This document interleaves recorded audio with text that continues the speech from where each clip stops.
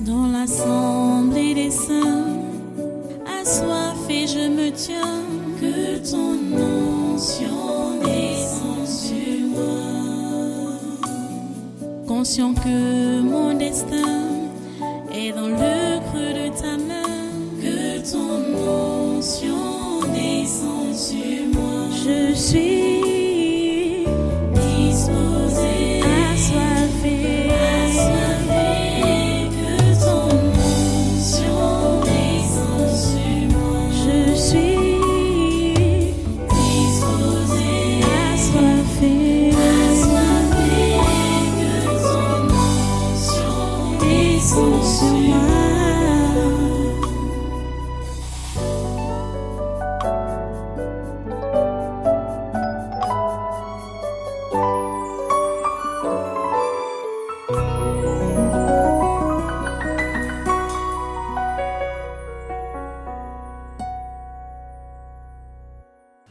Mais ce n'est pas le moment de baisser les bras.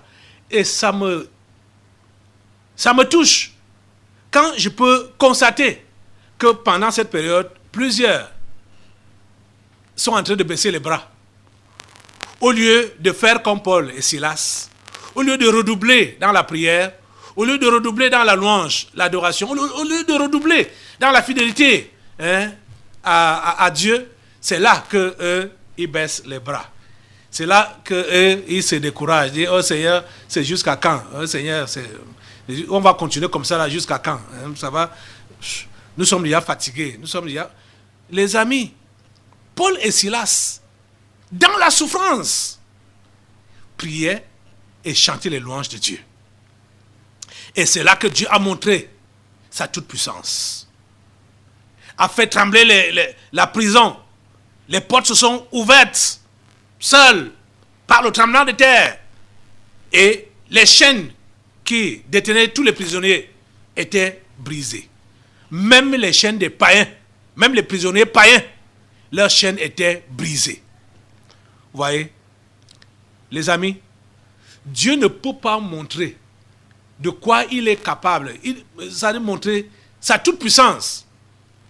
Si nous ne passons pas par des étapes pareilles, Dieu des miracles, c'est vrai, il fait des miracles. Mais il fait les miracles quand? Il fait les miracles dans des situations qui n'exigent que ça. Si tu vois le miracle de Dieu, tu dois être dans une situation qui n'exige que le miracle. Et dans cette situation-là, tu ne dois pas te plaindre. Tu dois rester dans la prière et dans la louange. C'est là que tu verras qu'il est réellement un Dieu des miracles. La plupart d'entre vous, vous êtes seulement arrêtés à chanter ce qu'il a fait, les miracles qu'il a fait dans la vie des autres. Et vous n'êtes pas prêts à ce qu'il puisse faire le genre de miracles dans votre vie. Et regardez, quand vous chantez qu'il a délivré Daniel des lions, il a délivré les gens que vous citez là, il a délivré poissons géants, machin, tout ça là. Mais comment est-ce que ces gens ont été délivrés? Qu'est-ce qui a poussé leur délivrance? C'est parce qu'ils étaient dans des situations qui ne demandaient que ça. Et qu'est-ce qui les a poussés à être dans cette situation-là? Leur fidélité et leur foi à Dieu. Ils ont décidé d'être fidèles à Dieu. Ils ont cru en Dieu. Ils ont décidé d'être fidèles à Dieu. Même quand ils étaient menacés par la mort, ils n'ont pas baissé les bras. Ils ont accepté la mort. Et Dieu a montré sa grandeur, sa fidélité, en les délivrant donc miraculeusement. Mais toi, avant même d'entamer le combat, ou pendant que ça s'entame, tu es déjà prêt à abandonner. Comment est-ce que tu verras donc le miracle de Dieu? Ça, je vais poser cette question-là à Mameken. Comment tu verras donc le miracle de Dieu? Quand il demande que Dieu est donc glorifié en quoi? Dans mes souffrances. À peine tu commences. Tu n'as pas de 4 ans. À peine comment. Tu as déjà fait quoi pour Dieu? Mameken, si c'était toi qu'on fouettait comme on a fouetté Paul là, un père, hein, un grand-père, on le déshabille, on le fouette devant les gens. On le déshabille, on le fouette jusqu'à le blesser. On le met en prison enchaîné. alors qu'il n'a rien fait de mauvais. Tout ce qu'il a su faire, c'est chasser un démon dans un corps. À cause de cela, il est fouetté. Il est mis en prison. Mais il ne se plaint pas. Pour dire, Dieu, regarde, tu reçois donc la gloire ou ici, là. Lui s'est mis à prier et à louer Dieu. Et voilà que Dieu montre donc sa toute puissance et le libère miraculeusement. Dans le but de sauver le geôlier. Vous avez suivi la suite de la lecture, comment le geôlier les a amenés chez lui. Il a bien écouté l'évangile et il s'est converti avec sa maison. Il s'est fait baptiser la même nuit. Il n'a même pas attendu. Cette nuit-là même, il s'est fait baptiser avec toute sa maison. Vous voyez? À quel prix? Quand Paul peut donc rappeler à ces Philippiens ses souffrances, donc ses combats, ils savent très bien de quoi Paul parle. Parce qu'ils ont vécu ça. Je suis sûr que ce geôlier faisait partie des fidèles de cette église de Philippe, à qui Paul adressait cette lettre. Il a vécu la scène. Parce que c'était lui le gardien de prison de l'époque. Vous voyez? Et Paul dit donc que, versets 29 et 30 de Philippiens, chapitre 1 là, et cela de la part de Dieu, car il vous a été fait la grâce par rapport à Christ, non seulement de croire en lui, mais encore de souffrir pour lui, en soutenant le même combat que vous m'avez vu soutenir. Ce qu'on a lu là, acte 16. Le même combat que vous m'avez vu soutenir. Et que vous apprenez maintenant que je soutiens. Il a soutenu ce combat-là depuis ce temps-là. Et ce n'était pas le seul combat. Jusqu'au moment où il écrivait, il était dans le combat. Il soutenait le combat pour la foi de l'évangile. Il leur dit, c'est ça que nous sommes appelés à faire. C'est ça que nous sommes tous appelés à faire. Soutenez ce combat-là, quel que soit ce que ça vous coûte. Donc vous autres, s'il vous plaît, laissez les murmures, laissez les lamentations, laissez la vie des anses là, hein, le repos, ça vient après. C'est après le combat. Et après avoir remporté la victoire. On ne doit pas te vaincre dans ce combat. C'est toi qui dois vaincre. Vous voyez, au soir de la vie de Paul, il pouvait donc écrire à Timothée. Allons dans 2 Timothée chapitre 4 là, ce verset que certains païens ont souvent écrit sur leur faire part des décès de leurs parents qui sont allés en enfer. Hein. Ils ont écrit ce verset. Ils ont écrit souvent le verset 7 là, qu'on va lire ici. 2 Timothée chapitre 4, à partir du verset 6 jusqu'à 8, où Paul écrit, car pour moi, c'est Paul, hein, je sers déjà de libation et le moment de mon départ approche. J'ai combattu le bon combat. J'ai achevé la course. J'ai gardé la foi. Oh mon Dieu. Ma prière est que moi et toi, nous puissions parler comme Paul. Quand il était déjà au soir de sa vie. Et il le savait déjà qu'il était déjà au soir de sa vie. Et il savait qu'il était déjà au bout de ses combats. Il le savait. Verset 7, il dit, j'ai combattu le bon combat. J'ai achevé la course. J'ai gardé la foi. Verset 8, désormais la couronne de justice m'est réservée. Le Seigneur, le juste juge, me la donnera dans ce jour-là. Et non seulement à moi, mais encore à tous ceux qui auront aimé son avènement.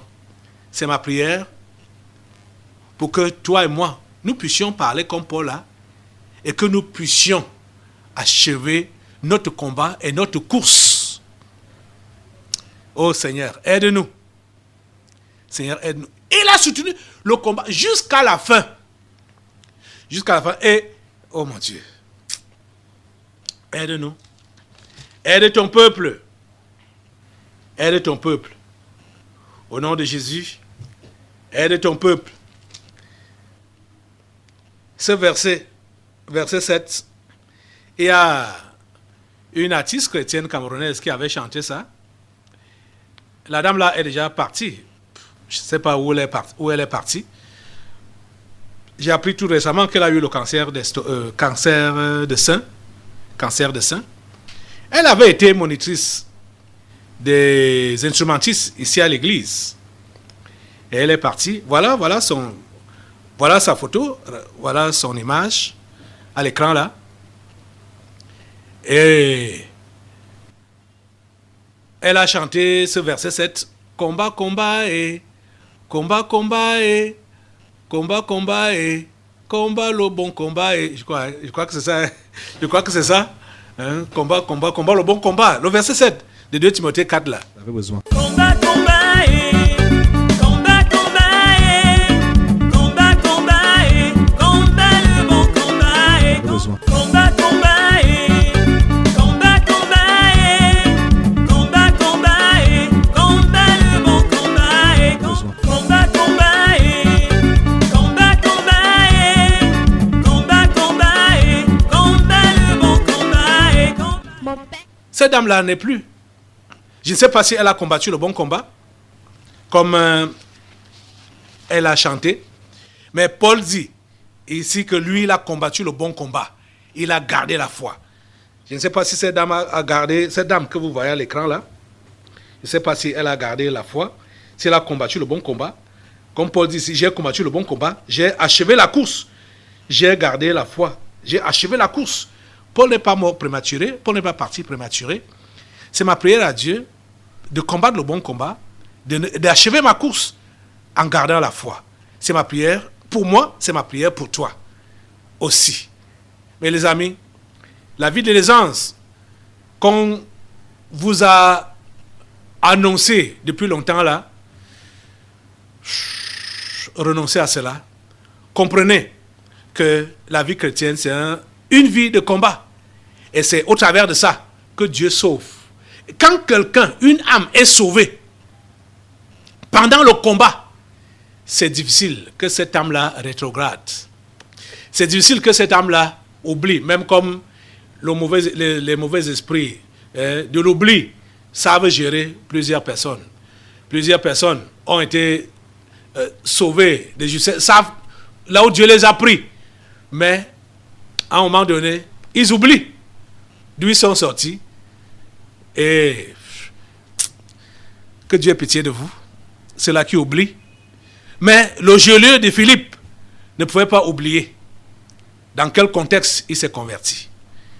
Parce que c'était pendant le combat de Paul que lui, il s'est converti.